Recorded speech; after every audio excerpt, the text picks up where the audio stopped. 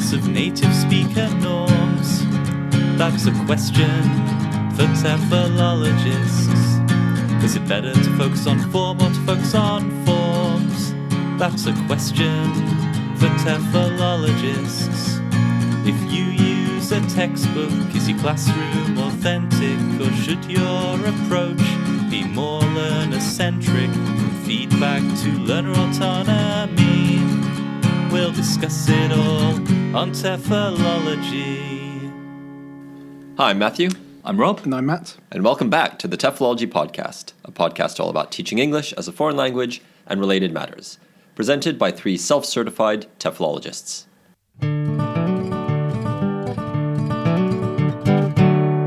TEFL News. Okay, so for this week's TEFL News section, I'd like to open up with a couple of questions for you both. Mm-hmm. Okay, so firstly, and this will kind of lead into what the news is about. Newsreaders don't do that enough. Just ask questions. just before Discuss amongst yourselves. Before they announce the news, just discussion questions. News warmers. They should, actually. That'd be a good idea. Anyway, so my first question is, what do you know about the gender makeup of research fields such as the life sciences?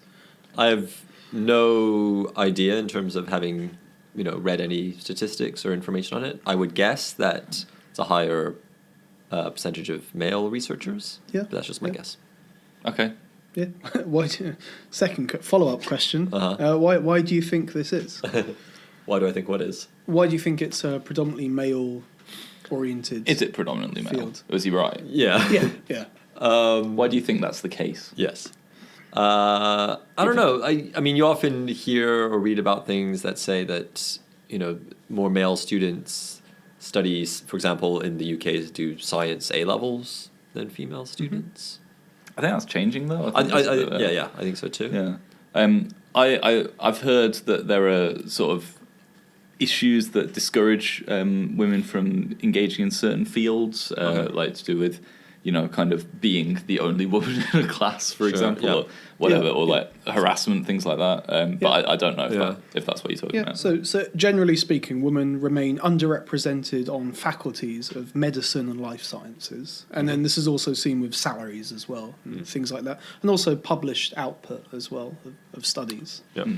My next question for you News-hungry listeners people. is what steps can people take to promote spin and create hype around their research? And again, we're not really talking so much about our field, but in the sciences, how do writers maybe hype their research results? Okay. How do they promote their research? How can someone promote their research? Yes. I don't know. I guess there are ways on the internet now. Like if you sign up to ResearchGate at the moment, there are options to you can click on a thing which presumably promotes it. I assume you have to pay for it. I'm not sure. So things like social media, that kind of thing. And then there's been actually I've got a book on my computer about how academics are using social media to kind of connect with the wider world about their research. Okay. But I'm talking more specifically about the article themselves. Like how do people within the papers create hype within the paper itself? Do they get people to talk about them on podcasts? That's one. Yeah, that's one. Okay, so you're not getting where I'm going. So I'll tell you what my news section is. So today, the title of the paper that I'm going to talk about is Gender Differences in How Scientists Present the Importance of Their Research, an Observational Study. Mm-hmm. Mm-hmm. And this news came to my attention because it had been picked up by a number of different news outlets. So I went back to the source, and here's the article here. So I'm going to talk about this today. So it was published in the British Medical Journal in December. It's written by Mark. This is a difficult name to say, so apologies, Mark, with a C. Mark J. Lerchenmüller. I hope I'm getting that right. Okay. Olive Sorensen and Anupam B. Jenner. Okay. So they were the three authors, and the reason that this paper came about is one of the author's wives, Mark's wife, in fact. She's a scientist. He's an economist predominantly, but his wife's a scientist. And she was going through some articles one evening, and she noticed that the use of language by predominantly male writers was different to female writers. So they wanted to kind of explore this a bit more. Okay, so I'll just give you the crux of the paper. So clinical articles involving a male first or last author were most likely to present research findings positively in titles and abstracts compared with articles in which both the first and last author were women, particularly in the highest impact journals. So positive presentation of research findings was associated with a higher downstream citations. Right. Okay. So now, how do you think they collected data for that? Corpus analysis, perhaps? Kind of, yeah. So titles and abstracts of 101,720 clinical research articles and approximately 6.2 million general life science articles. That's a massive amount of articles. Indexed in PubMed, which is a database for these kind of papers, published between 2002 and 2017. Okay. 6.2 million articles in that time. Wow. It's a lot. Yep. Yeah. So 15 years. And they took a genderize approach. They genderized the forenames. Right. So they kind of, rather than going through and checking the gender of each person, they just kind of took a general kind of that look. Yes. I mean, yeah. Right. But they use algorithms in order to Wow. check that. Yeah. So they looked at the composition of the authors, and they looked at the first and the last, because as Rob told me recently, the last author is the main author. Usually, when it's like a lab. Like in this study, it might not be, but if it's like a lab with a lot of people, the last author is usually the supervisor, I think. So they missed out the middle author or middle authors in Right. these cases, yeah. Okay, so we're going to have a look at some of the results. Okay, so I mentioned positive language. They use positive language. What kind of things do you think that would be? Groundbreaking, breathtaking, good, Yeah, Matt? Impactful, meaningful. incisive, Yeah, so, tremendous, Yeah, basically. Very, very good. really nice. Yeah, basically, they superlatives. Okay. Superlatives. So Right. they looked at 25 positive superlatives. That these were novel, unique, promising, favourable, robust, excellent, prominent, supportive, encouraging, remarkable, innovative, unprecedented, bright, enormous, reassuring, creative, assuring, hopeful, astonishing, spectacular, amazing, inventive, phenomenal, groundbreaking, and inspiring. No. So these were the just to 25 clarify, words. these are words that are being used in the papers themselves. In the abstracts and the titles. I see. To describe, to sort of self-describe. Yeah, Right. yeah. How do you? Well, I was wondering, like, inspiring. I can't imagine research being described as inspiring, but rather like that research inspiring future projects or something like that. Yeah, I wonder. Well, they only looked at the abstracts and the titles, but that would still count, I think. You're still describing the effect of your research data. I suppose it's a bit different though. Yeah. Yeah, it could, depending on the context, it could be talking about I something think else, inspiring something just else. as a general Yeah. whole, these Yeah. were the type of words that they used. And they found that male first and last authors use these words more than female authors. Okay. And as a result, had more citations Right. as well. But there's also, I mean, in terms of citations, like, is there a causative connection there? Do we know? Because there's kind of a controversy that women tend not to be cited, like, you know, especially by male scholars, they just tend not to cite women as much. And I guess it's kind of a social thing about men being more authoritative, or whatever, some kind of stereotype like that. Well, kind of related to this as well, that I listened to a podcast episode about this paper as well, and they were saying that they're not sure why exactly this is happening. They're thinking that even from the review stages, the editors are kind of making... So basically, one thing that they couldn't cover in this paper is what is happening before these papers were getting through to publication. Right. And So it could be the editors saying, hey, tone it down a bit to the female authors. Perhaps, potentially, yeah. Okay. But how would they know? That's another question. Release the emails. What? How would Release you the know? emails from the editors. No, how would they know? If it's blind reviewed, how would they know that a female scholar is That's true. submitting in the I first see, I place? see. Yeah, There is yeah. another paper that I found that does look into that, and there are ways that they can look into that. So let's have a look at some of the results in more detail.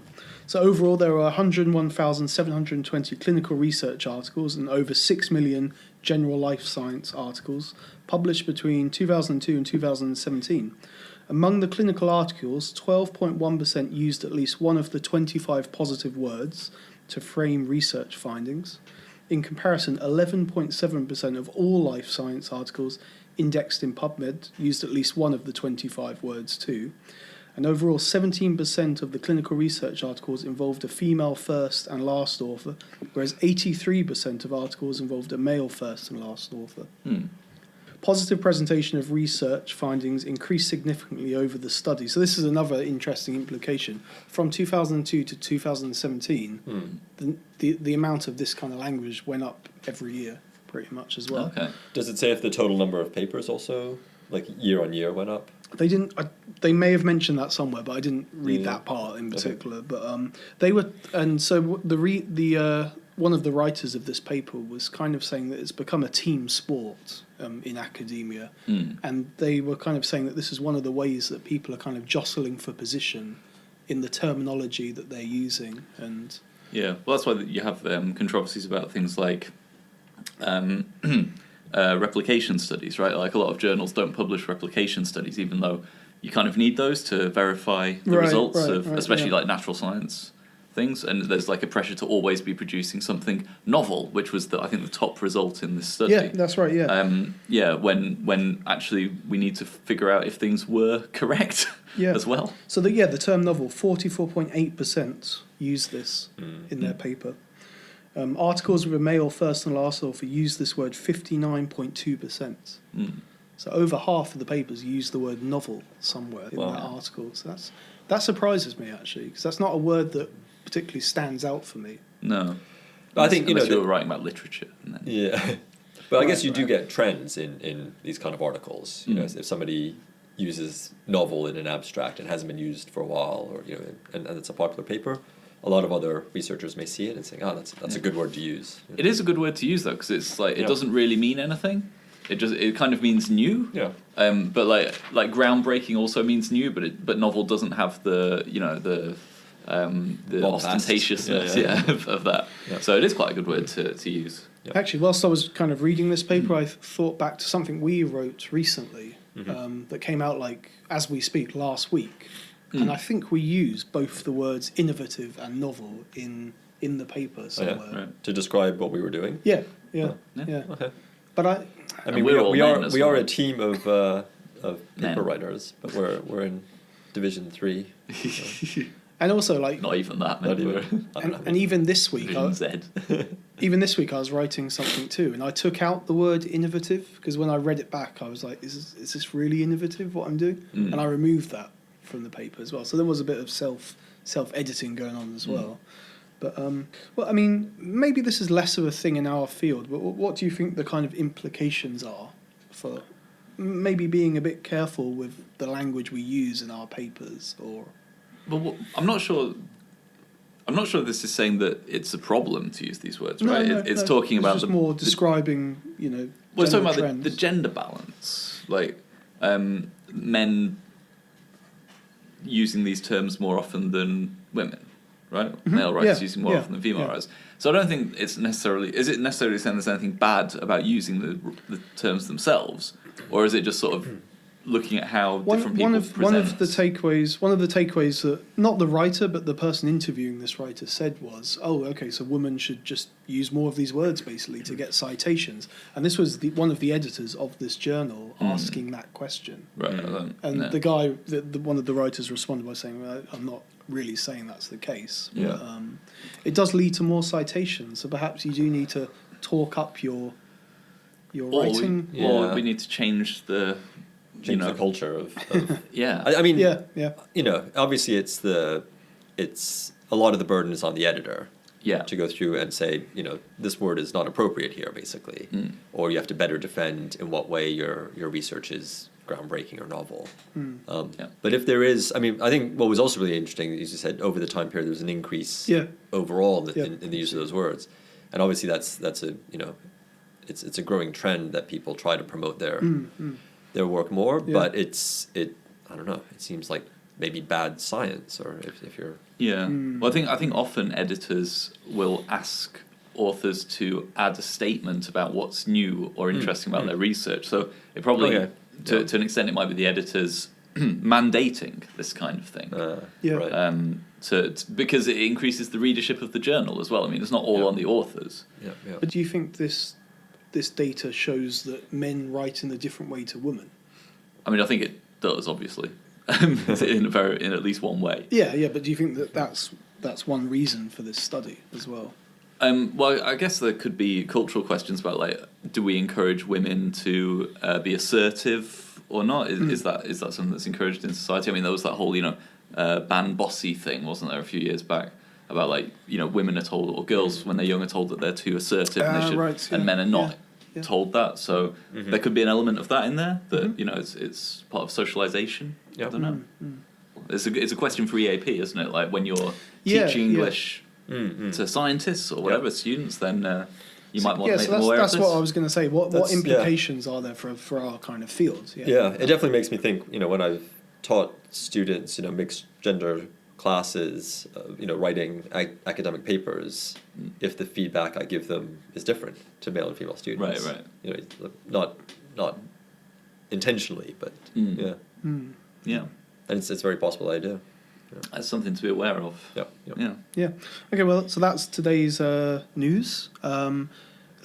Gendered language in research publications.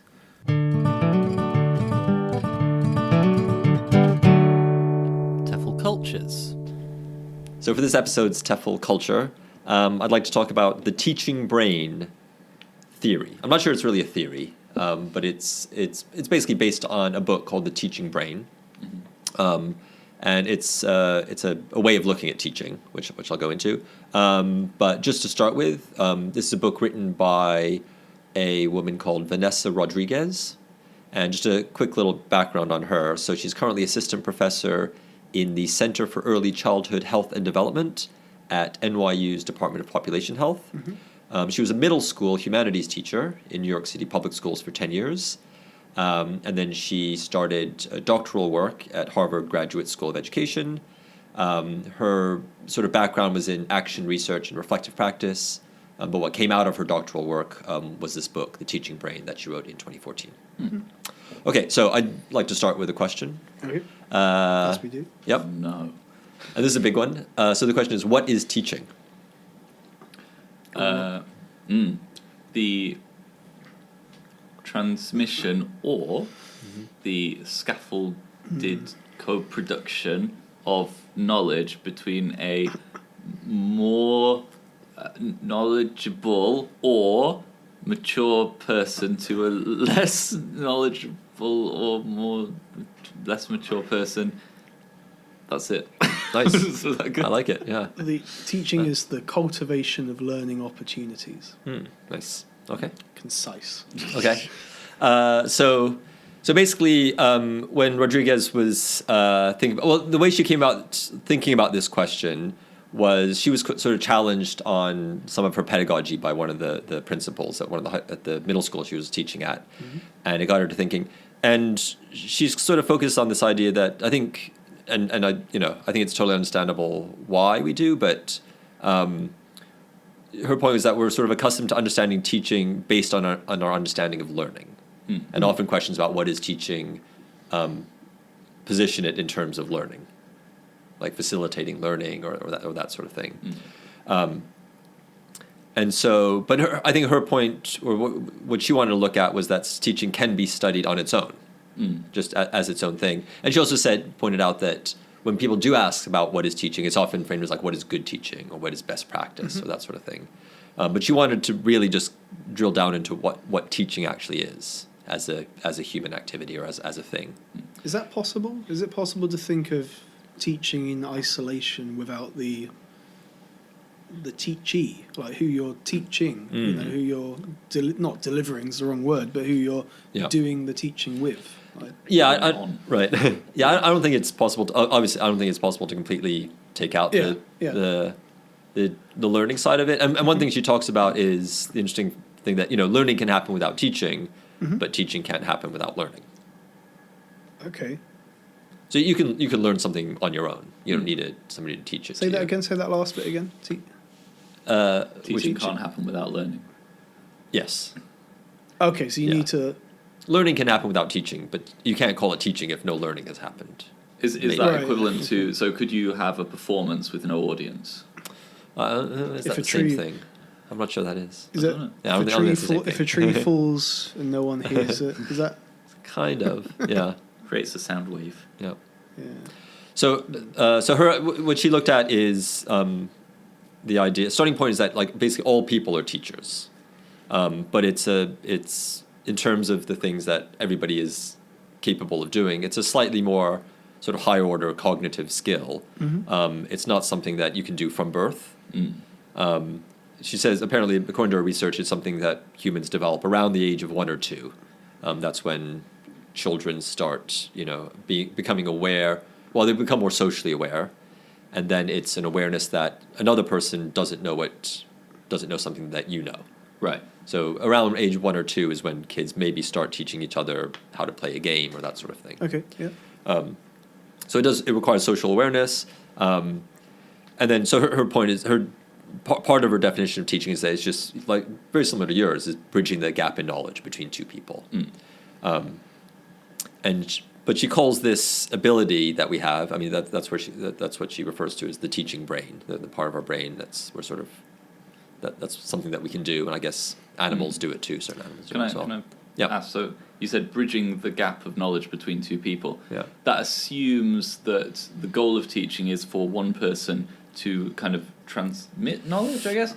I was thinking I think more that's a in terms of- simplified version of it. Yeah, I think she recognizes there's more to it than that. Yeah, because like a lot of teaching is, maybe you don't know something, but you can help someone else reach a conclusion, even if you don't have the conclusion yourself. I mean, that's what a lot of research doctorates are, right? Like the supervisor doesn't know the answer, but they support the student in finding the answer themselves. So the student creates knowledge that the teacher doesn't have.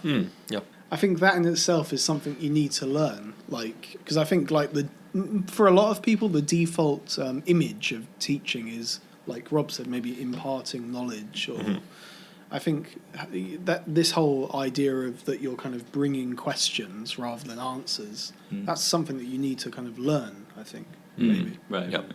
Yep. That's true. Yeah. Yeah. Okay. So she looks at teaching as something that also it's a skill maybe that develops over time. So from toddlers teaching each other how to play games, and then teenagers teach whatever, and then going up to parents teaching their children about what's the right thing to do in certain situations, and then all the way up to what she calls expert teachers, who she says are the sort of peak of development of this spectrum, or this development of this cognitive skill of teaching. And she says expert teachers are basically classroom teachers. And she says this is sort of the peak of this teaching skill, because these are people who can teach in an artificial setting.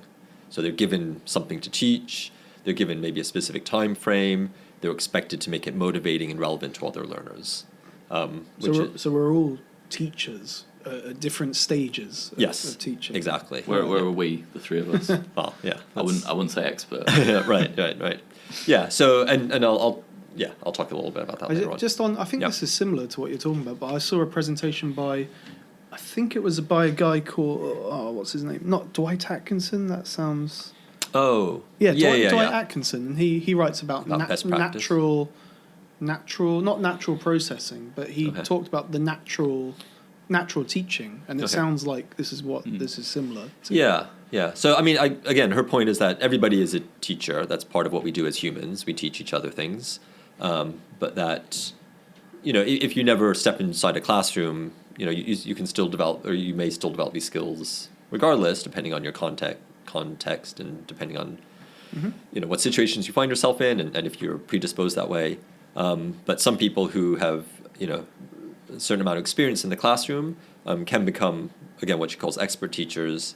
And her research was on expert teachers. So her idea is like, what does this peak of development look like in terms of, So she identified 5 awarenesses of expert teachers. So the first is awareness of the learner.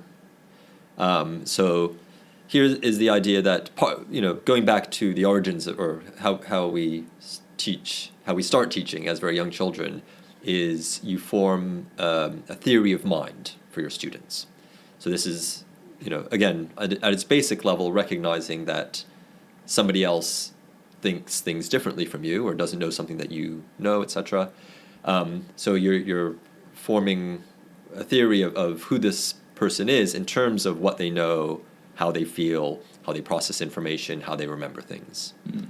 But she says what's important here is that this is what we teach. We teach the theory of the learner, not the learner themselves. So who we think the learner is rather than the learner themselves. Right, yeah. And this is very important because the second awareness that she talks about is awareness of self. So again, this is connected to the awareness of the learner. The idea is that the awareness of the learner is based on feedback, indirect and direct, that we get from the student, but it's also strongly influenced by who you are as a person. And only by being aware of yourself can you know how you form that theory of the student's mind, and also when you inevitably get that theory wrong, and how then to best adjust it and make it better. So her idea is that experts are constantly adjusting the theory they have of the student, but the teachers who are aware of who they are, the filters they have and the biases they have as a person, they can do it better. Oh, yeah, that makes sense, yeah. I think that was a big thing lacking from my initial teacher training when I did a cert TESOL. It was all about the learners, like where are they from, what kind of learners are they. I don't think there was any focus on who are you as a teacher, like that kind of thing. So, yeah. Okay. Yeah. So the next is an awareness of teaching practice. So this is, the content and skill-based goals that teachers have. This is probably what's usually considered in terms of sort of traditional teacher development. The next is awareness of interaction. So again, just a strong focus that teaching involves social interaction and being aware of the nature of that interaction. And then finally, awareness of context. So being aware of what's happening outside the classroom, socially, at the family level, etc., and how it might affect the student's ability to learn. Okay?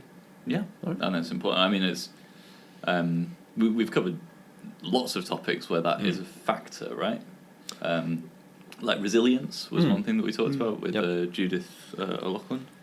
Yeah, yeah, which is, it was all about bringing in, the background of the students, that kind of thing. So she says that these 5 awarenesses are not necessarily intended as something you should strive to acquire. Maybe the teaching practice one, learning how to write a lesson plan, how to deal with behavioral issues or whatever. But these are things that should develop with experience and thought and intent. So just, do what you can to improve your practice, and then these 5 awarenesses should sort of develop at the same time. Right. But she identifying these awarenesses as something that experts have, she says they could be used as a measure for developmental stages, but a measurement to be used more formatively rather than summatively. That makes sense. So not as a way to say this is a good teacher, this is a bad teacher.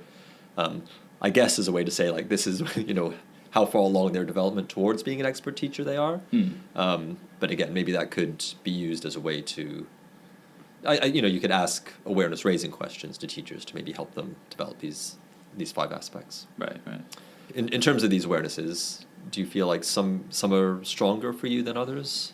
I think they're hard to take in isolation. Yeah, I don't definitely. think it's possible. But I think you can maybe, you can say in some respects I'm aware of that. In other respects, I'm not so accustomed to that kind of way of doing things. But it's hard to kind of look at them in a numbered list, I think. I don't know. Yeah, I think it's hard when you're not in the moment to have a sufficiently reflective take to know about that, really. Yeah. So like thinking about it now, I think I'd probably have a very different reaction than if I started to consider this while I was in the middle of a class. So yeah, it's difficult to say. Like some of it did make me think of the reflection in action idea. Like apparently her background is in action research and reflective practice. Yeah. So I wonder if that sort of influenced it. But some of what she talks about in terms of awareness of the learner, and then I guess pairing that with the awareness of self, probably is you can see it most clearly, or one way you can see it is when you are making decisions in the classroom and responding to how students are responding to what you're doing, etc. And Yeah. It kind of must depend a little bit on the context. Like when I'm teaching the same class that I've taught, 20 times before, I'm much less attuned to what individual students are doing. If I'm teaching a class for the first time, or if it's something kind of novel for me or groundbreaking, then it's, I'm much more attuned to what's happening with each individual student because I'm just more engaged in the class as a whole. Yeah. Well, I wonder if this is more related to general kind of teaching philosophy rather than particular classroom examples. So, like, if you were to speak about teaching 10 years ago, and you recorded yourself teaching now, I think you could probably see some differences in these, in the way that you talk about students and talk about yourself. Maybe? I guess so. Yeah. Even in our own podcast over time, I'm sure we talk about things differently. Like research project. Yeah. Currently ongoing. Yeah. I think so. One of the things that I think she wants to get across through this research is also sort of dispelling the idea of, and maybe this is more relevant to, working in public schools and maybe particularly in the States, but this idea of not looking at, not focusing on learning outcomes as a way to measure teaching, good teaching. Yeah. And just raising awareness of the sort of, obviously the strong connection between learning and teaching, but also how it's not one-to-one causality, as it were. Yeah, so I don't know, she's focusing on teaching, and she talks a lot about how learning is a cognitive action, but teaching is a social cognitive thing. Maybe she does get into, I haven't read the book, but I wonder if she does also talk about the social aspect of learning, for example. Yeah, I was going to say, like, learning isn't just a well, it depends who you talk to, but like the sociocultural people would have issues. Yeah, definitely. Okay, so that was this episode's TEFL Culture, the Teaching Brain Theory.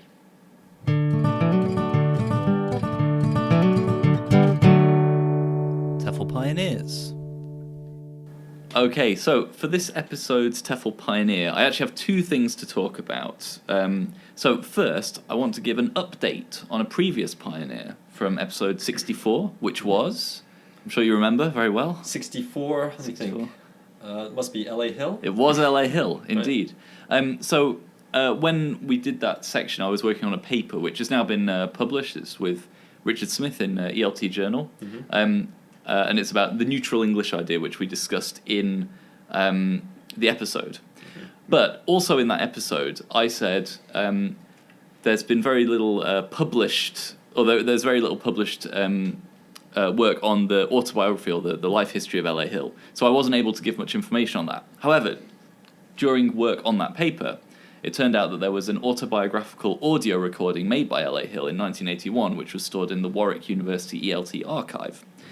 So, just as a quick update, I've read through that and I've found the top 5 facts from the life of L.A. Hill to share, just to do him justice, because I feel like... Work backwards then. So in at number 5. And then, get to the juicy one last. All right, well, I want to go chronologically, but it does kind of work like that. Okay. So, number 5, he spoke English, Greek, German, French, Italian, and Russian, and, quote, a lot of other languages. All right, a polyglot. Yes, indeed. How well did he speak all those languages? Rather well, especially like English and Greek he spoke from birth, because he was born in Greece. He was British, but born in Greece. German and French he learned as, extra languages to a high level of proficiency. Italian and Russian were during a fortuitous period of his life, which we will get to next. Okay. Does he have a YouTube channel? He doesn't, not anymore. But he does have a self-published book. So Number 4. In 1939, at the age of 21, he was on holiday with his family in Greece when the war broke out. Do you know which war it was, 1939? That would be the Second World War. Yeah. That's correct. The British Embassy wanted to keep him in Greece. He was born in Greece. They wanted to keep him in Greece because of his local knowledge. And so they gave him a job in the British Council. He was sent to, it says a cabana in the transcript, but I think that's wrong. He was sent somewhere in the northeast of Greece to set up an institute and to be its first director. So at the age of 21, Just having graduated his bachelor's degree, he went to become a director of a new institute in the British Council. Okay, number 3. Yeah, is that right? yeah, go on. Yeah. He finally managed to get out of the British Council and into the British Army in 1941. That's the way he phrased it. Couldn't wait to get out of the British Council. That's a good career move. Yeah. So- And he spent 3.5 years of the war as a prisoner of war, which is where he learned Italian and Russian. Yeah. During that time, he taught Greek to British prisoners of war and English to Indian prisoners of war. So he kept up his language teaching while a prisoner of war. Number 2. While a prisoner of war, he learned Italian. So he was translating newspapers for the other prisoners. And immediately after the war, he was on the British War Crimes Executive and apparently head of the British translators and interpreters at the Nuremberg trials. Wow. Right, yeah. I searched, I couldn't find any other information about this apart from his claim. So, he might have been making it up, who knows, but that's what he says. Interesting. Yeah. And number 1, related to another of our TEFL pioneers, C.K. Ogden, who created, do you remember? Nope. Basic English. Oh, yeah. Yeah. So Basic English, if you recall, was like the very reduced version of English with 850 words.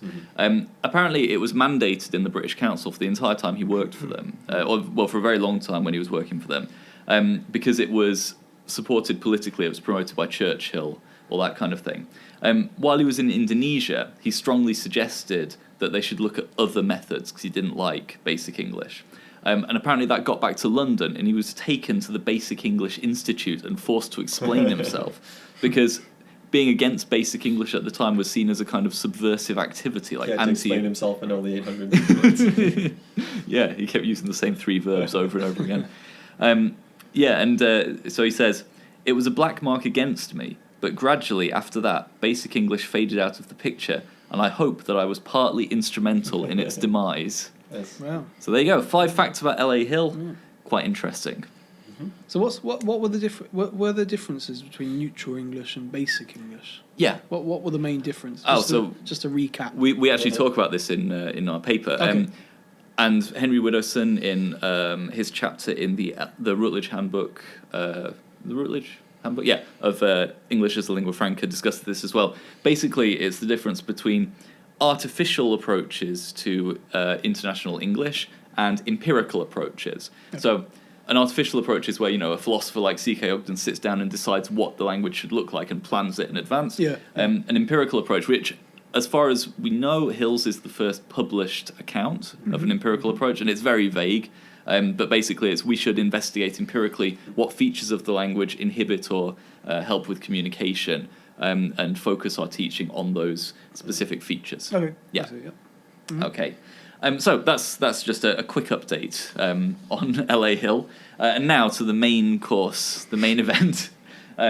Not an actual pioneer, but a review of a book by John Gallagher called Learning Languages in Early Modern England. So this is a book which came out late last year. John Gallagher is not an applied linguist, surprisingly. He's an actual historian, a historian by trade. So this is a book which covers the period from 1480 to 1720. At this time, English was not an important language, and he quotes John Florio on the back cover, who's a famous figure in language teaching, who said that English was a language which will do you good in England, but passed over, it is worth nothing. Right? So this book discusses the ways that people in England learned languages in Europe during this period, during the period of early modern England. Okay. Yeah. So it's split into 4 chapters, and I've just got a few kind of information highlights from each chapter. So the first one is about the extracurricular economy of language learning in England. So about the things that the teachers did and so on. So most language teaching apparently took place outside traditional institutions. What would you consider a traditional institute? State school, yeah. Sure, right. Yeah. Did they have state schools in 1480? I'm not sure. I don't know. What were they called? We've talked about this before, the type of school. I can't remember what it was called. Grammar schools?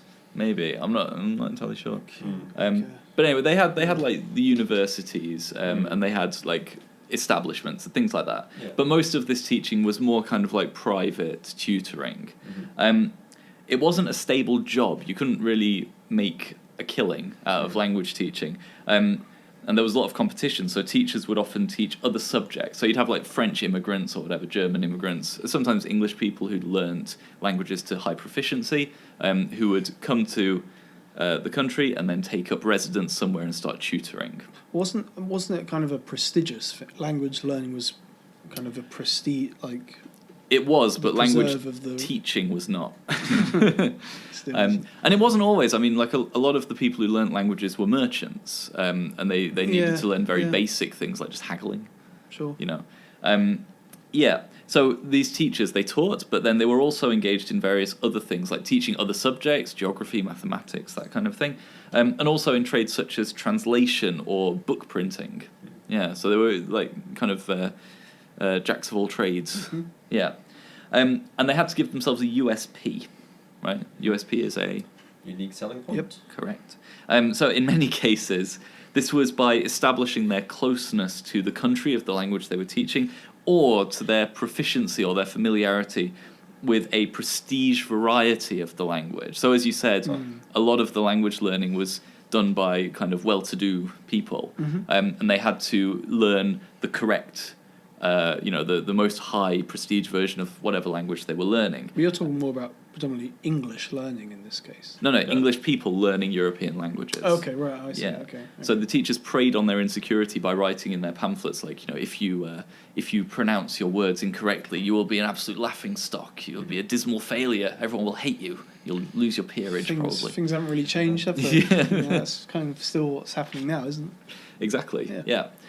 So there's this kind of extracurricular economy, and a large feature of this is what is covered in chapter 2, which is speaking books. What do you think speaking books are? I don't know. Books with phrases that you speak aloud. To phrase books. Yeah. Exactly. Yeah. Well, he calls these multilingual conversation manuals, which are the ancestors of the modern phrase book. So there were a lot of these. What do you think was the most common language taught? French. Correct. Yeah, it was French. And some of these were used as some of these were massive compendiums with like all the dictionaries and phrases and grammars and all that kind of thing. Some of them were more like little roughly printed phrase books. They were sometimes used as advertisements, kind of like a taster, and they would point you to where you could find the teacher for lessons, which is where they'd get most of their money. So print the pamphlets cheaply, sell them, and then you would get students coming to you saying, I need to know more, and I know about you from this book. Yeah. And there was also a lot of piracy. People just pirated the books and did really crap printings of them and introduced mistakes, spelling mistakes and things like that. Yeah. Again, so nothing changes. It's what we're learning. Yeah, exactly. The third chapter is on linguistic competences. What do you think would be the necessary linguistic competences for English learners of European languages during this period? Like things like, like you said before, getting things done, like, transactions, that kind of... Because I'm thinking you're talking about learning foreign languages. Presumably at school, students were studying Latin? Yes, I think so. Yeah. Right, and it's probably studying it in a very different way to the way they were learning these living languages. Yeah. So I would have thought even at that time, still being able to recite and things like that would be of flavour of the day. Right, so interestingly... It's kind of the opposite of that. Oh, really? Oh. So when you study Latin, you're learning it as kind of a dead language, right? You're learning the grammar and the words and that kind of thing. But Gallagher examines the conversation manuals to look at what they can tell us about the needs, and the social needs and the linguistic needs of the learners. So, you can see what people wanted by what was being produced, how the demand was meeting how the supply was meeting the demand. So the dialogues, there were lots of dialogues, they would highlight things like social relations, hierarchies, and the linguistic skills and the competences associated with them. So you often have example dialogues of failures to communicate, where someone goes in and uses inappropriate phrases, and then they get into an argument and get told to bugger off, basically. Okay. And then there's a contrastive dialogue, which has the correct version, where the person succeeds in their interaction, which is very similar to something that we used to do together at a previous job. Yeah. Right. A dialogue comparison. In this case, for negotiation for meeting, I guess. Yeah. Right. I mean, sometimes it was just addressing someone in the wrong way, using the wrong, what's the word? The wrong greeting. That kind of thing. So dialogue comparison, who do we think first coined that as an approach to... Claudius Holyband, perhaps? It's just one of the most prominent people at the time, John Florio. No, but I mean, like, as with L.A. Hill, like, things that before English as a lingua franca, we had neutral English. Right. That's what we're finding out. These things happened way before modern writing or anything. Well, that's why I thought this is really interesting, because, when we were doing it, we were thinking, this is a really nice, cool, novel, innovative approach. But I think, like, it's something that we always notice about our pioneers is that basically there's nothing new under the sun in language teaching, right? Another point in this chapter is that the author's prejudices are often noticeable in the text. So this is something we often discuss now, like in textbooks. How do they, kind of reproduce attitudes or that kind of thing? But here it was often religious and social prejudices. So we we already talked about social relations and hierarchies, that kind of thing. But here the religious prejudices are quite noticeable, apparently. So this chapter in general kind of just shows how diverse language use was, and how many of the teachers and the writers of conversation manuals were very aware of the fine details of social interaction, which would be important to their students. So it's very, very practical. Yeah. It's interesting. The final chapter is the one that I thought was kind of most interesting. This is language learning and educational travel. So have you heard of the Grand Tour? Mm-hmm. What is the Grand Tour? Jeremy Clarkson. My understanding, it was for sort of maybe sort of higher class young men and maybe women. I'm not sure. I suppose in England, basically they were sent to tour around Europe to the main culture centers, and that's how they developed their sense of culture and awareness of European culture. Exactly, yeah. So this educational travel was kind of the precursor of the Grand Tour.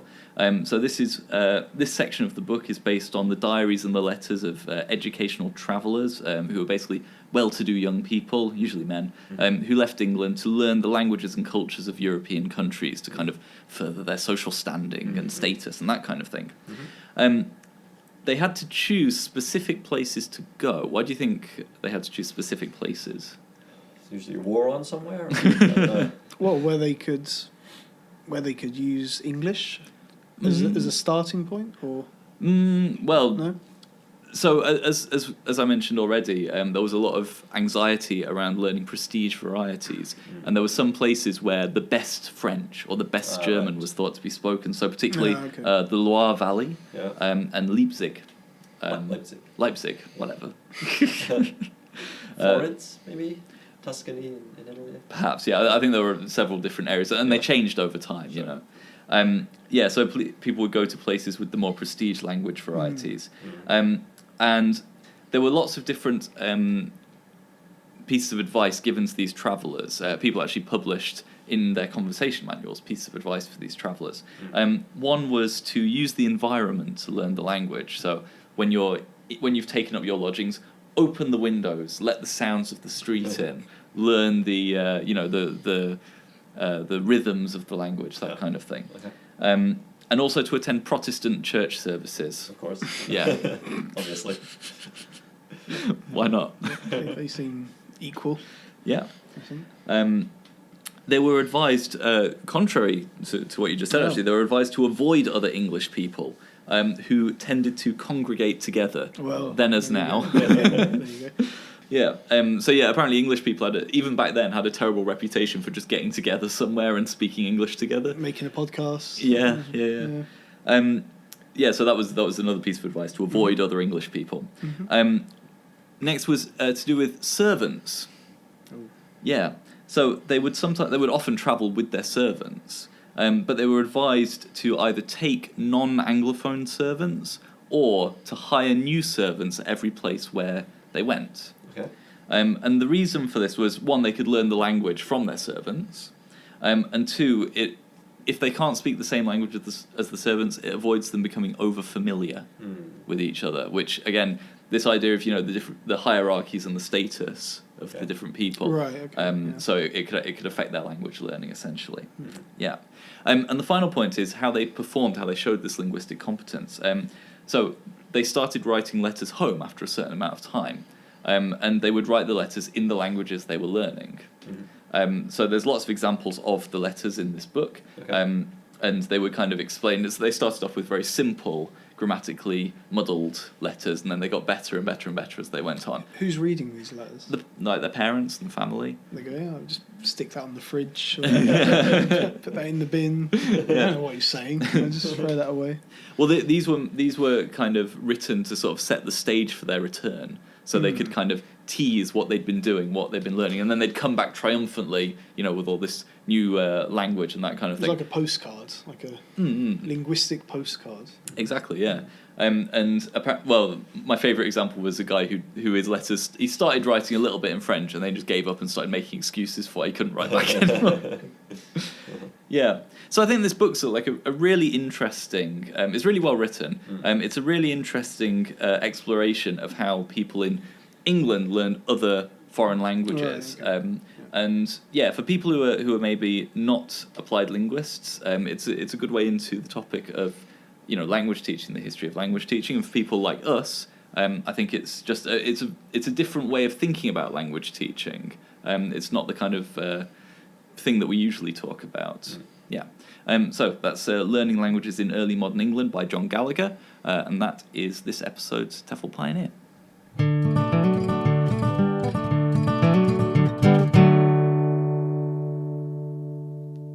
Thank you for listening to today's episode. And as always, you can listen back to all of our previous episodes at TEFLology-podcast.com. You can also contact us via TEFLology@gmail.com. Please follow us on Twitter and Facebook and all those books. All those things. Not Instagram, though. We don't have Instagram. Not yet. Not yet. But we'll be back again soon with another regular episode. We hope you enjoyed the John Fanslow audiobooks. We'll be releasing another chunk of books later in the year. Another chunk of bits from the books. Bits from the books later in the year. But we'll be back again with another regular episode soon. So it's goodbye from me. It's goodbye from me. Goodbye.